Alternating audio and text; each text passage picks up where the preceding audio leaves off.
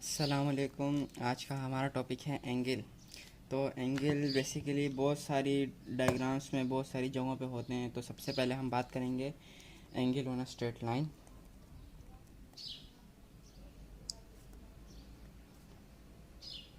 Straight line, straight line में देखें जो एंगल होता है वो होता है 180 डिग्री। अगर इससे रिलेटेड कोई सवाल आता है, वैसे इससे रिलेटेड आएगा नहीं क्योंकि बहुत बेसिक सवाल है, तो वो इसी तरह से आएगा कि इसमें 180 का एंगल होगा, उसमें इस तरह से यूँ डिवाइड की होंगी एंगल्स को। ठीक है, ये एंगल दिया होगा, ये दिया होगा, ये फाइंड करना होगा, तो इन दोनों को सम करके 180 सेट कर देंगे। तो इसमें सिर्फ याद करने की ये बात है कि जो स्ट्रेट लाइन का एंगल होता है वो 180 के इक्वल होता है। ठीक है। अच्छा, अब हम बात करते हैं एंगल एट अ पॉइंट की। Angle at a point. अच्छा, देखें एक पॉइंट जो होता है ये बिल्कुल एक सर्कल की तरह होता है, एक डॉट होता है। ठीक है, अगर हम इसको यूँ इसके अराउंड एक सर्किल बना दें तो ये पूरा सर्किल बन जाता है। तो इसी तरह जो पॉइंट होता है उसमें भी जो एंगल होता है, जैसे सर्किल का एंगल होता है 360 डिग्री, तो पॉइंट का भी जो एंगल होता है वो 360 डिग्री होता है। अब जैसे ये एक लाइन है और यहाँ से एक और लाइन इंटरसेक्ट कर रही है, तो जो इस पॉइंट पे जो एंगल होगा, ठीक है, वो उन सब का अगर हम सम निकालेंगे ना तो 360 हो जाएगा। ठीक है, तो और इसी तरह जो इसमें जो याद करने की बात है वो ये है कि एंगल एट अ पॉइंट जो है वो 360 डिग्री है। ठीक है, फिर इसी तरह हम बात करते हैं भी वर्टिकल अपोजिट्स एंगल।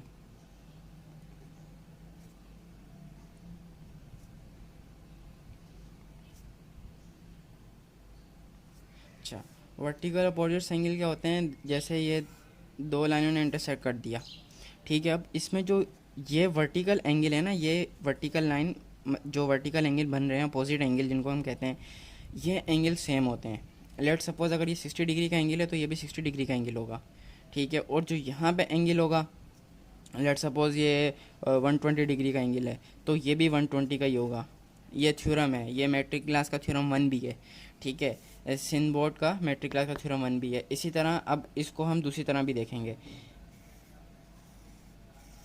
ये देखें, अब इसमें जो यहाँ पे एंगल बन रहे हैं और यहाँ पे एंगल बन रहा है, ये भी वर्टिकल अपोजिट एंगल हैं, ये भी सेम होंगे। ठीक है, अगर ये 30 डिग्री का एंगल है तो ये भी 30 डिग्री का एंगल ही होगा। ठीक है, तो इसमें ये बात आपको हमेशा याद रखनी है कि जो भी एंगल अपोजिट होंगे और वर्टिकल होंगे, ठीक है, वो हमेशा सेम होंगे। अच्छा, अब बात करते हैं हम angle formed by parallel lines.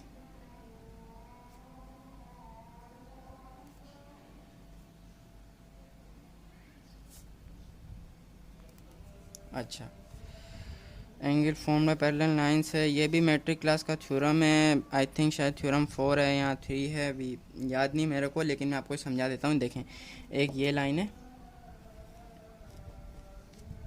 और एक ये लाइन है। ठीक है, इसको एक लाइन ने कर दिया इंटरसेक्ट, दोनों लाइनों को, पैरेलल लाइंस को। अब इसमें कौन कौन से एंगल सेम होंगे देखें। सबसे पहले आपने सिर्फ ये चीज़ कंसीडर करनी है। अगर आप ये पॉइंट को कंसीडर करेंगे तो ये आपके पास पॉइंट हो जाएगा। जैसे मैंने ऊपर बताया था, पॉइंट के ऊपर 360 का एंगल होता है। ठीक है, अब आपने इस पर एक और चीज़ देखनी है कि ये और ये, ठीक है, इसको मैं दे देता हूँ ये ए और ये भी ए, और इसको मैं दे देता हूँ ये बी एंगल, ये भी बी एंगल। अगर आप इन दोनों को देखें तो ये देखें, ऊपर वर्टिकल अपोजिट एंगल जो थे वो सेम थे। ठीक है, अब इसी तरह यहाँ पे आप देखें तो यहाँ पे भी वही सीन होगा, 360 होगा सम, और ये जो अपोजिट एंगल है ये सी और ये सी एंगल सेम होगा, और ये डी और ये डी एंगल सेम होगा। अब इसमें पैरेलल लाइंस का जो है वो नई बात क्या चीज़ थी, देखें, जो ये एंगल है इसको मैं दे देता हूँ C1 का नाम, बल्कि C1 नहीं, बल्कि इसको मैं थीटा दे देता हूँ। ठीक है, और जो ये एंगल है थीटा, ये दोनों एंगल सेम होंगे। ठीक है, और इसी तरह इनके अपोजिट एंगल ये भी सेम होंगे, ये दो। ठीक है, अब ये वाला एंगल देखें, ये वाला एंगल और ये वाला एंगल, ठीक है, बी। तो इसी तरह आप देखें, जो यहाँ पे ये वाला एंगल होगा और ये वाला एंगल होगा, ये सेम होंगे, और इन दोनों के अपोजिट एंगल जो भी होंगे वो एंगल सेम होंगे। जैसे ये एंगल 1 है, ये एंगल 2 है, ये 3 है, ये 4 है, ये 5 6 7 और 8। तो इसमें हमारे पास कौन कौन से एंगल सेम होंगे? Angle 1 is equal to angle 4 is equal to angle 5 and angle 8। ये चार एंगल सेम हो जाएंगे पैरेलल लाइंस में। और इसी तरह angle 2, angle 3 equal to angle 6 और एंगल 7 ये सेम हो जाएंगे। तो पैरेलल लाइंस में आपने ये याद रखना है कि इसमें दो वर्टिकल अपोजिट्स एंगल आते हैं। जिस तरह वर्टिकल अपोजिट्स में एंगल में दो एंगल सेम होते हैं, पैरेलल लाइंस में 4 एंगल सेम हो जाएंगे हर लाइन पर। ठीक है, अच्छा अब बात करते हैं एंगल प्रॉपर्टीज़ ऑफ ट्राइंगल और क्वाड्रिलेटरल। अच्छा, ट्राइंगल और क्वाड्रिलेटरल, तो एंगल प्रॉपर्टीज़ में लिख देता हूँ, एंगल प्रॉपर्टीज़ ऑफ ट्राइंगल। देखिए ट्राइंगल में आपको सिर्फ एक चीज़ याद रखनी है, वो ये है कि जो एंगल के जो इंटीरियर एंगल का जो सम है, ठीक है, इन सब का, इन तीनों एंगल का सम वो होगा 180 डिग्री के इक्वल। ठीक है, अब इसमें अगर एक ट्राइंगल ऐसे है और इसमें आपको ये एक्सटीरियर एंगल फाइंड करना है, ठीक है, जो बेस के साथ बना रहा होगा एंगल, वो कैसा होगा, ये जो एंगल ए है, ये एंगल सी है और ये एंगल डी है, तो जो मेजर एंगल डी होगा वो इक्वल होगा major angle A plus major angle C के। ठीक है, ये बात आपने याद रखनी है इसमें। और एक और बात मैं आपको बता दूं अभी यहाँ पर एंगल ऑफ क्वाड्रिलेटरल की।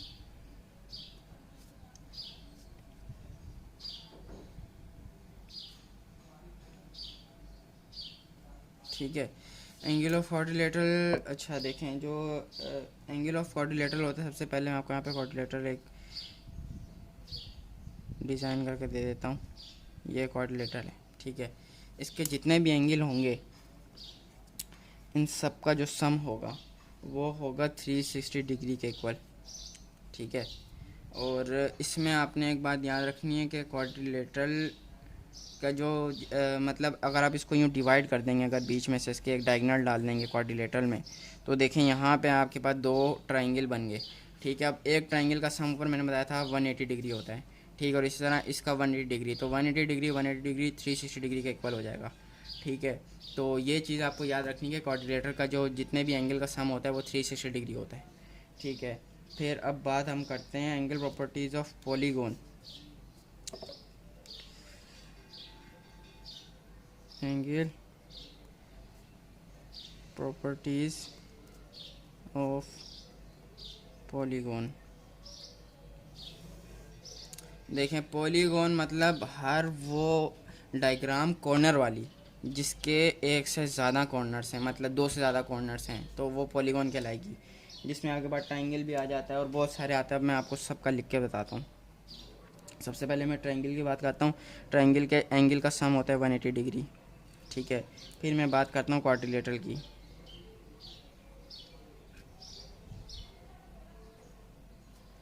इसका होता है 360 डिग्री, जैसे मैंने अभी आपको ऊपर समझाया था। ठीक है, फिर बात करते हैं पेंटागन की। पेंटागन, इसकी शेप थोड़ी यूँ होती है इसकी सम की। ठीक है, इसका जो होता है एंगल का सम वो होता है 540 डिग्री। ठीक है, फिर ये 5 कॉर्नर्स वाली साइड होती है, ये 4 कॉर्नर्स वाली साइड होती है। इसको आप स्क्वायर भी ले सकते हैं, रेक्टेंगल भी ले सकते हैं। ठीक है, और फिर आती है हेक्सागन। हेक्सागन होती है 6 कॉर्नर वाली साइड। ठीक है, हेक्सागन में होते हैं 720 डिग्री सब एंगल्स का सम। यहाँ पर जितने भी एंगल्स बनेंगे 6 एंगल्स, उन सब का सम 720 होगा। और अगर हेक्सागन बिल्कुल इक्वल है, उसकी सारी साइड्स इक्वल हैं, तो हर साइड पे 60 डिग्री का एंगल होगा। ठीक है, अगर साइड्स इक्वल हैं। ठीक है, फिर हम लेते हैं हेप्टागन। हेप्टागन होती है 7 कॉर्नर्स वाली साइड।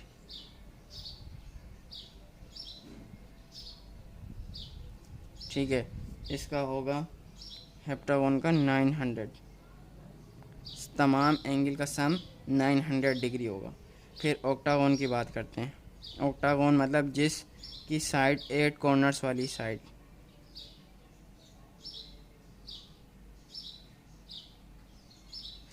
इस सब का जो एंगल का सम होगा वो 1080 डिग्री होगा।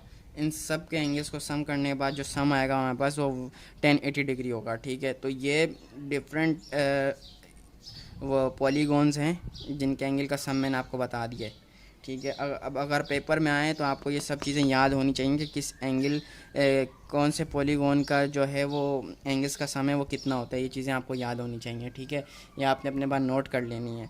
अच्छा, अब मैं आपको बताऊंगा angle in a semi circle. Angle in a semi circle ये बहुत आसान टॉपिक है। Angle in a semi circle, angle in a semi circle. देखें, सबसे पहले मैं यहाँ पे एक रफली सेमी सर्किल को मैं ड्रा कर लेता हूँ, ठीक है। ये मैंने सेमी सर्किल बना दिया।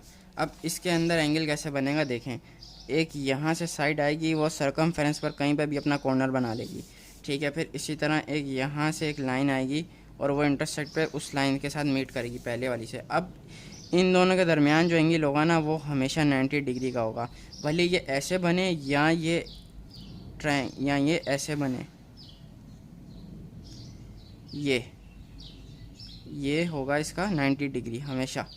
ये इस तरह से ये जहाँ पर भी ये कॉर्नर मूव करता जाएगा इस इन दोनों लाइनों के दरमियान जो एंगल होगा वो 90 डिग्री का होगा। लेकिन शर्त एक होनी चाहिए कि सेंटर ऑफ द सर्किल से आपके पास लाइन पास हो, मतलब डायमीटर हो, पूरा सेमी सर्किल हो, कोड ना हो, कोड से सर्किल ना हो, ठीक है। अच्छा, फिर नेक्स्ट टॉपिक है angle between tangent and radius of circle. Angle between tangent and radius of circle. अच्छा, देखें यहाँ पर मैं एक रफली सर्किल ड्रा कर लेता हूँ, ठीक है। और ये इससे मैं एक टेंजेंट ड्रा कर देता हूँ। टेंजेंट लाइन वो होती है जो सर्किल को टच करती हुई जाए, ठीक है। अब ये देखें, अब इसका जो रेडियस होगा यहाँ पर सेंटर से आएगा इस कोड के ऊपर, और ये मैं एक डायमीटर कर देता हूँ और ये सेंटर से यहाँ टेंजेंट तक का हो गया रेडियस, ठीक है। अब जो यहाँ पे एंगल बनेगा वो होगा 90 डिग्री। ये मैट्रिक क्लास में, सिंध बोर्ड मैट्रिक क्लास में इसकी एक वो भी कंस्ट्रक्शन भी है, स्टेप ऑफ कंस्ट्रक्शन, जिसमें आप एक सर्किल को यूँ ड्रा करते हैं और उससे इस तरह से यूँ दो टेंजेंट ड्रा करते हैं, ठीक है, जिसमें यूँ पास होकर चली आती हैं और यहाँ पे सेंटर ऑफ द सर्किल से यूँ करके 90 डिग्री का एंगल बनाती हैं, जिससे हमें पता चलता है कि ये जो टेंजेंट है वो सेंटर ऑफ द सर्किल मतलब रेडियस ऑफ द सर्किल के 90 डिग्री होती है, ठीक है। तो ये बात आपने हमेशा याद रखनी है, टेंजेंट जो है वो रेडियस के हमेशा 90 डिग्री पे बनेगी। अच्छा, फिर अगला है हमारे पास angle at the centre of the circle is. अच्छा, ये भी बहुत अच्छा टॉपिक है। Angle at the centre of circle is twice at circumference. अच्छा, अब इसका आप देखें कैसे होगा। ये पहले मैं एक रफ सर्किल ड्रॉ कर लेता हूँ यहाँ पर, ये देखें, और ये मेरे पास आ गया इसका सेंटर। अब यहाँ से सर्कमफेरेंस तक दो लाइनें मैं खींच देता हूँ और ये जो एंगल बन रहा है लेट सपोज मैं इसको बोल देता हूँ 80 डिग्री है।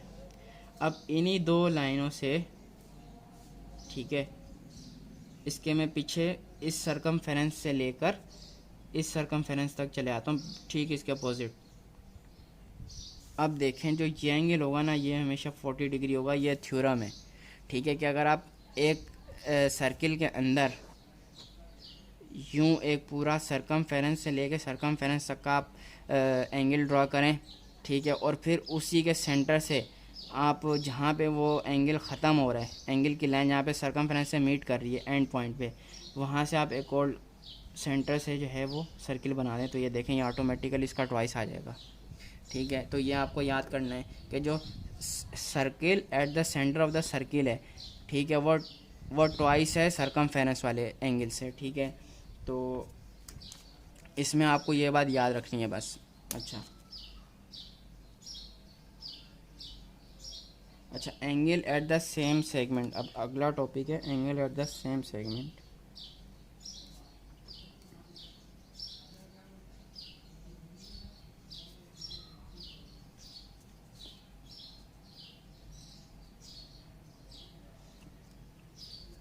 अच्छा, angle at the same segment वो क्या है, वो अभी मैं आपको बताता हूँ। देखें,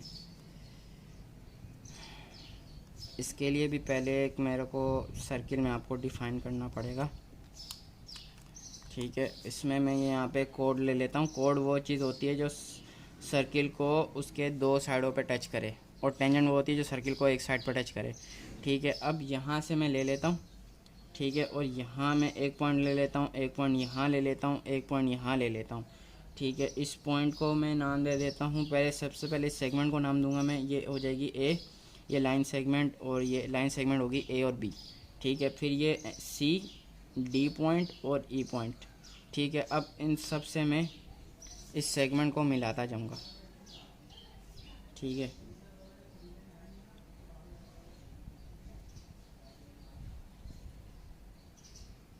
अच्छा, ठीक है। अब ये एंगल और ये एंगल ई, एंगल डी और एंगल सी, ये सब एंगल जो हैं हमारे पास ये सेम है, इक्वल हैं। ये थ्योरम है, ठीक है, कि अगर एक ही सेगमेंट से आप डिफरेंट एंगल्स बना रहे हैं तो वो सारे एंगल सेम होंगे, ठीक है। तो ये बात आपने याद रखनी है कि एक ही सेगमेंट से जितने भी एंगल बनेंगे वो सब इक्वल होंगे। अच्छा, अब हमारे पास जो नेक्स्ट टॉपिक है वो है हमारा एंगल इन अपोजिट सेगमेंट।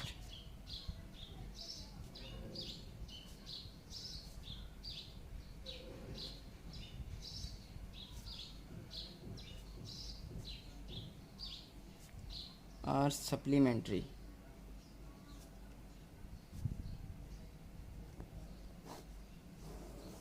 अच्छा, ये भी अगर आपको पिछले टॉपिक सही समझ आए तो आपको ये भी बहुत अच्छी तरह से समझ आ जाएगा।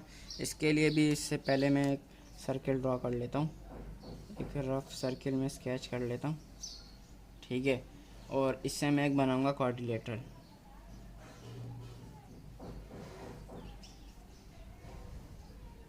ठीक है। अब इसमें जो ये देखें, जो ये एंगल है ना, ये सप्लीमेंट्री होनी चाहिए, मतलब इन दोनों का जो सम है वो हमारे पास होना चाहिए 180 डिग्री के इक्वल, ठीक है। मतलब इसको मैं अगर नाम दे देता हूँ ए, बी, सी और डी, ठीक है। तो जो एंगल ए और एंगल सी होगा हमारे पास, इन दोनों का सम होगा 180 डिग्री के, ये भी मैं आपको प्रूफ करके बताता हूँ। और angle B plus angle D का जो सम है वो आपके पास इक्वल होगा 180 डिग्री के। अच्छा, ये कैसे होगा 180 डिग्री के, अब आप देखें एक बात। सबसे पहले मैंने आपको पीछे क्वाड्रिलेटरल में एक पॉलीगॉन्स का टॉपिक था, ये देखें, ये एंगल प्रॉपर्टीज़ ऑफ पॉलीगॉन। इससे मैंने आपको क्या बताया था, क्वाड्रिलेटरल के एंगल का सम कितना होता है 360 डिग्री, ठीक है। ये मैंने आपको पढ़ाया था ना, मैंने आपको बोला था इसको याद कर लो अपने नाम की तरह, जिस तरह आपको नाम याद है उस तरह ये सब चीज़ें याद होनी चाहिए।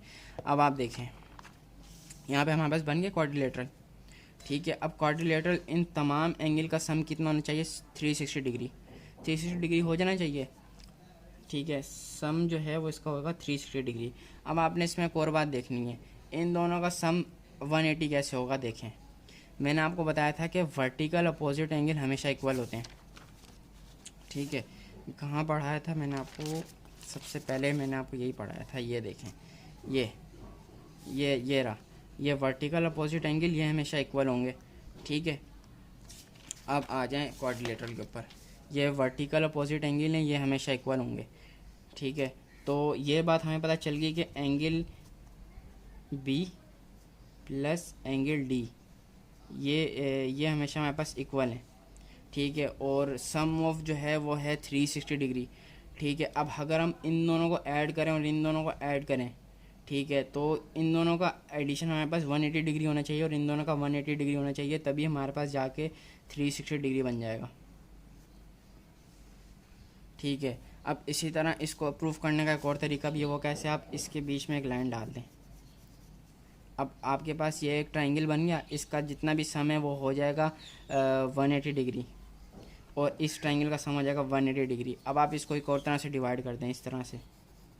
अब आपके पास ट्राइंगल डी सी बी बन गया और ट्राइंगल डी ए बी बन गया, इसका भी सम 180 डिग्री हो जाएगा, इसका भी सम 180 डिग्री हो जाएगा, ठीक है।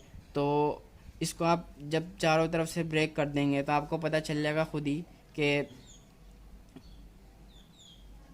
इन सब का सम जो है वो 180 डिग्री आ रहा है। अगर आप इन दोनों को ऐड करेंगे तो 360 डिग्री हो जाएगा। और इसी तरह आपको ये बात पता चल जाएगी कि जो एंगल बी और एंगल डी है, इन दोनों के जो सम है वो 180 डिग्री के इक्वल है। तो ये बात आपने हमेशा याद रखनी है कि अपोजिट सेगमेंट, जैसे इस सेगमेंट के इक्वल अपोजिट में ये सेगमेंट थी, ठीक है। अब इन दोनों का अब इनके साथ जो लाइनें एंगल बनाएंगी उनका जो सम होगा ना वो हमेशा 180 डिग्री होगा। इसमें मैं ये समझाना चाह रहा हूँ कि